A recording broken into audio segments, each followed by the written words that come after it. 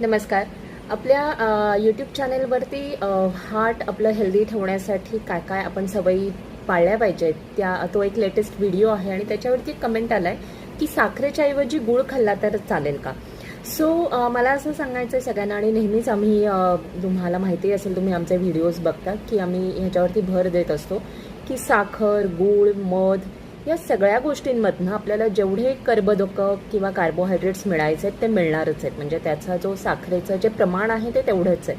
फक्त मधात किंवा गुळामध्ये काय असतं की थोड्या प्रमाणामध्ये मिनरल्स ॲड होऊ शकतात, ज्याच्यामुळे त्याचा न्यूट्रिटिव्ह व्हॅल्यू बेटर होऊ शकतो. पण इथे आपल्याला साखर का कमी करायची, तर ओव्हरऑल जे आपलं सिम्पल कार्बोहायड्रेटचा इंटेक आहे तो आपल्याला कंट्रोल करायचा आहे. त्यामुळे गुळ घेतला काय किंवा मध घेतला काय, सिम्पल कार्ब्स आपल्याला मिळणारच आहेत, बरोबर. त्यामुळे हा फरक नक्की लक्षात ठेवा आणि मगच तुमच्या रुटीनमध्ये तुम्ही बदल करा.